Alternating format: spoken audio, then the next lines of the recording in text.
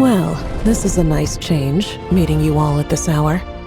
When men and women of ambition can speak face to face in broad daylight, I say that's a big step forward for our dear Conria. Don't be ridiculous. We do not fear the day. Why would we seek refuge in the night? You might ask your blade that same question. I'm told it prefers the cover of darkness. The word on the street is that Sertologi only strikes when he has an unfair advantage. But that is patently false. I see you're missing an arm and a leg. Surely only a fair fight could explain that. If this is your way of offering me replacement limbs, believe me, I'll take them.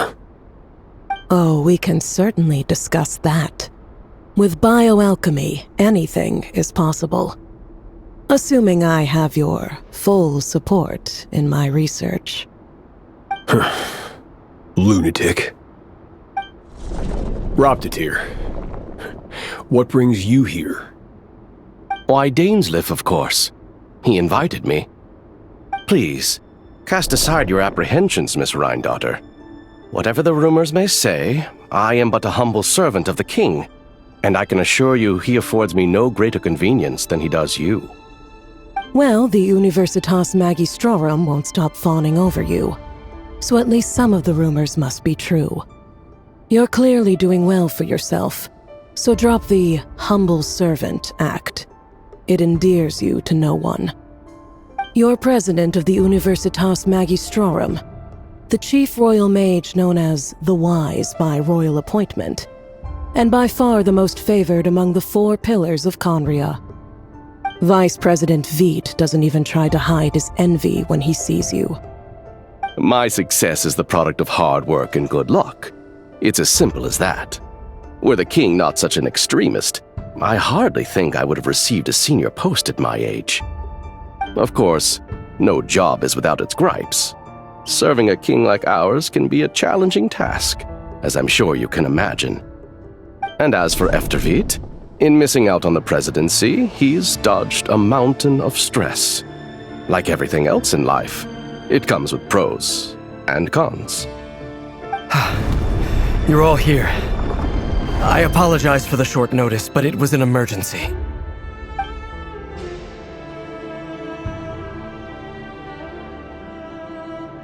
You must be Rarir.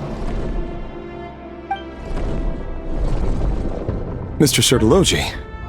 Yes, I handled your case file during your sentencing. Nothing personal, of course. I'm pleasantly surprised that you remember me. You're clearly a person of substance if you've been invited here. But Dainslef, you'd better have a very good reason for convening this little gathering. It's my brother, Vedofenir. After he spoke at the court this morning, the king was so infuriated by his words that he had him blinded in both eyes and thrown in prison. Vedofenir in prison? Strange. I thought the king trusted him and Roptatir more than anyone else in the world. Does this mean the king's circle of trust just got even smaller? It has nothing to do with trust. It's about what the king wants, which is as clear as day to anyone paying attention. I simply appease him, because it's in the best interests of the Universitas Magistrorum. And also because you're slimy. Vedofenir, perhaps less so. But still, a visionless visionary? It rather inclines me to think that qualifications are not what get you ahead in Conria. Do you honestly think this is an important discussion to be having right now? Dane, what are you planning to do? Rescue Vedofenir, I assume. Correct. It will mean storming the palace by force. Tonight. I need all of you on my side. That's far too dangerous. And don't forget, Dainslef, you're captain of the Royal Guard. You swore an oath to the throne. You've been planning this for a while, haven't you? I have no desire to commit treason. But whatever critique the king may have of Vedofenir, disfiguring your most loyal subject for putting the best interests of his court and nation first, this is not the conduct of a wise ruler. My blade will force the king to see the error of his ways. So, Vedalfnir's prophecy enraged the king. I'm sure it wasn't what he wanted to hear, but if he won't take counsel even from the visionary, that is deeply troubling news. The extent of His Majesty's madness is now all too clear. The question is, how does a man like me get out of this situation unscathed? You have noble ambitions, Dane, but I'm afraid they don't do much for a guy like me. I'm not interested in saving the world. All I want is a letter of pardon. A letter of pardon? For whom? Thelindis? The chances of the Vinster King issuing a pardon for anyone connected to the Crimson Moon seem vanishingly slim.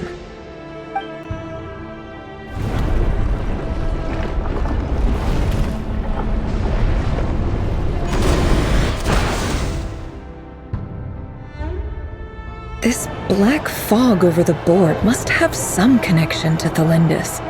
But why is it taking this form? Does it have something to do with Revir's past? Another mystery I'll need to unravel.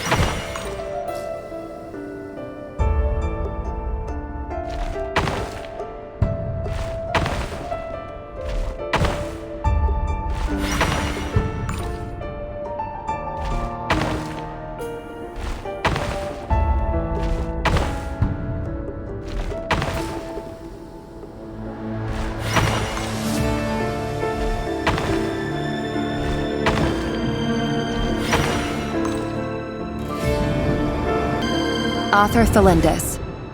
Over the course of this week, the research object was subjected to interference for a total of 60 hours for experimental purposes. The results are as follows. Research dating back to the Crimson Moon Dynasty has established 2 points regarding moon marrow. Firstly, its origins have something to do with a god's power. Secondly, it serves as a portal to an as-yet indeterminate location. Moon marrow can thus be defined as a spatial gateway. However, there are a number of hurdles to overcome before we can answer the question of where it leads to. To start with, opening the gateway requires a specific power source, which the relevant literature indicates. An enormous amount of power is then required to keep the gate open. Currently, the total power output of our instruments remains in the single digits. To make matters worse, I am now the only staff member remaining in the Moon Marrow lab. The Universitas Magistrorum recently decided to move most of its personnel into abyssal energy research, which has stymied all Crimson Moon-related projects. This is not a wise move. I have always maintained that placing all our hopes in a single source of power is risky, especially one as poorly understood as this. As well as making ourselves overly reliant on a single resource, we are neglecting other promising technologies. I apologize if this comes across as disrespectful. But as a Moon Marrow researcher, I desperately want to see the world beyond the gateway. If we really made it there one day, what would we find? And how would we go about taming the unknown? My imagination is endlessly fueled by questions such as these.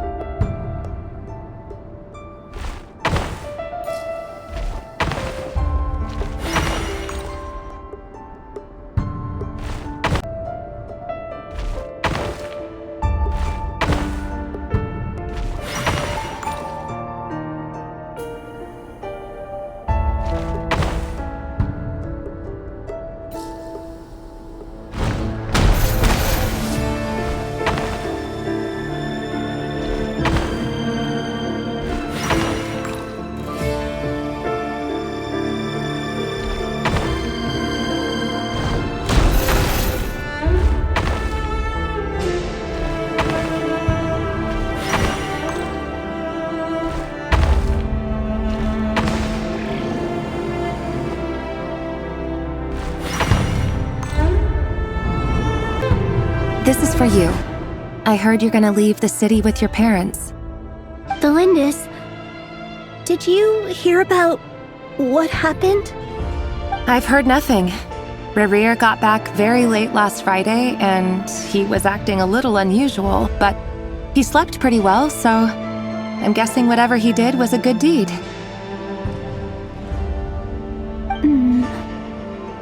You never saw him, and I don't know what he did. And this conversation never happened. You understand? What if he finds out that you pried into his secrets? Don't be silly. I don't know what secrets he does or doesn't have. All I know is he's just a normal guy who happens to run some errands for the king. Are you scared of him? I don't know. The Rerir I know doesn't match the person you all describe. Logically, I should be scared of him. And yet, I don't want to lose him. But enough about that. You should get going, and be careful with the package I gave you. Keep it secret. Keep it safe. What's in it? A piece of the moon. All you need to know is that as long as you keep it safe, then in the future, everyone will be able to see a red moon. A red moon? You mean our moon? That's right. Our moon. Promise me you'll look after it. I promise, Thelindis. The Crimson Moon bloodline will never die out. Its light, the color of blood, will become like a fire that flows in our veins, no matter how long it takes.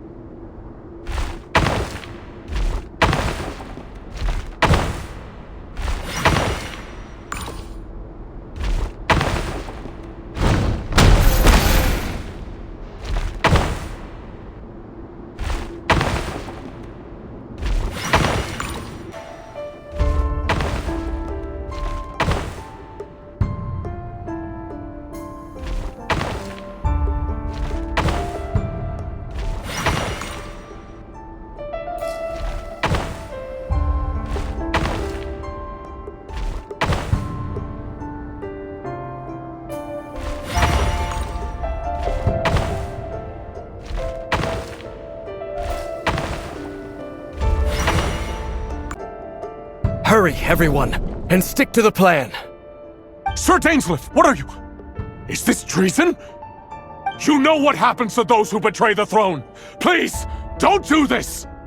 It is the king himself who has betrayed the throne. He has betrayed all of Conria. If you have any love left for justice in your heart, you should join me. It's showtime. Dane and his group will handle the troops in the palace. Then Hraptatir and Rhindaughter will disarm the security measures. My job is to enter the prison and rescue Vedifalnir. Stay safe. Wish me luck. Look after my brother. Draw your blade. It is time for justice to prevail.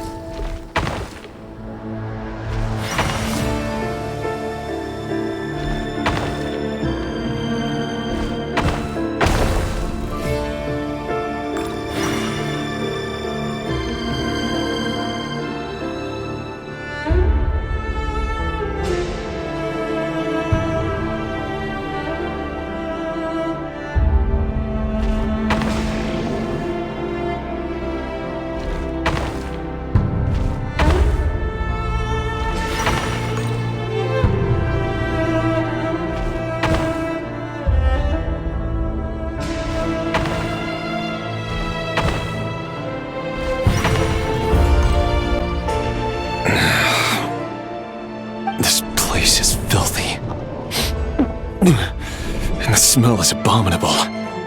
Clearly, the king doesn't allow his prisoners a single shred of dignity. This is dire. Found you. Hello, Mr. Vedafilnir. It's you. Surprised? Oh, wait.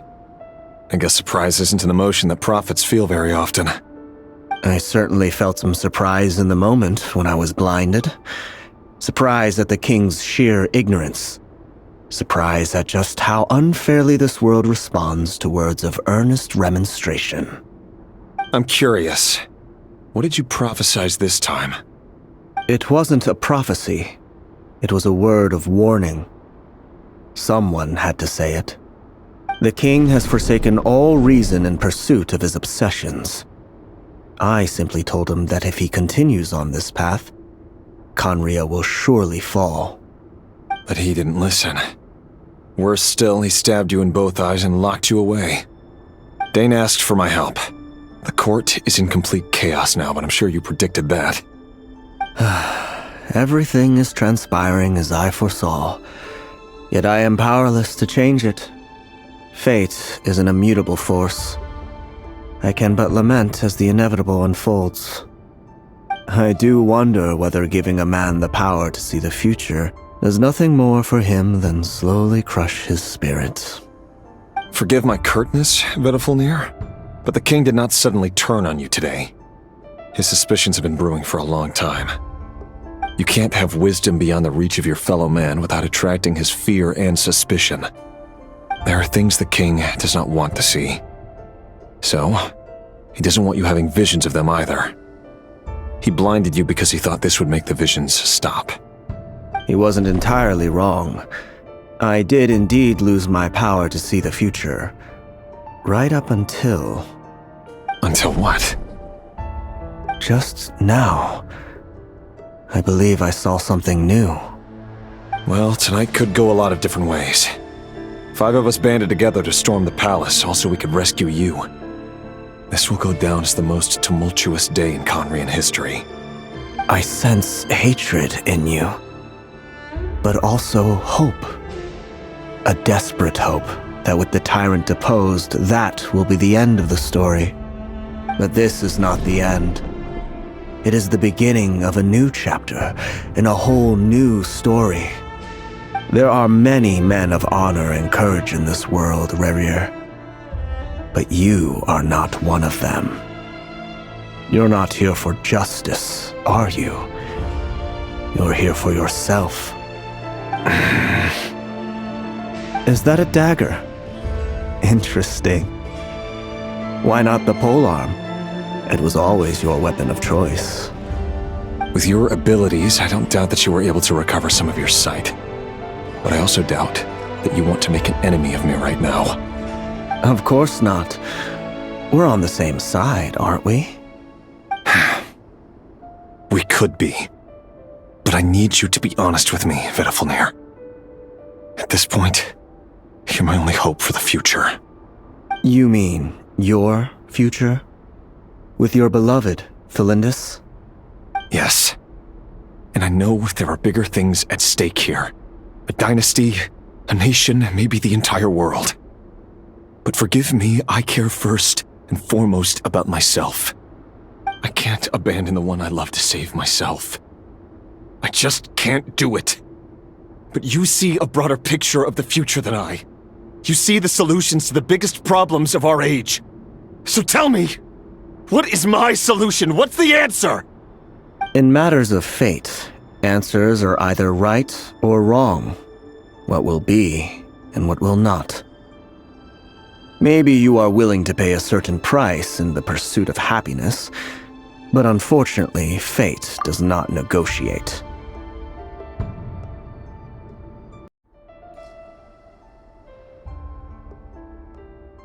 That can't be true. I know it's your voice that I keep hearing in my head, urging me to see how the world is changing, to seek more power, so I can protect the things I love. You show me disaster, but you won't show me how to avoid it? Why? Why are you doing all this? My voice. in your head.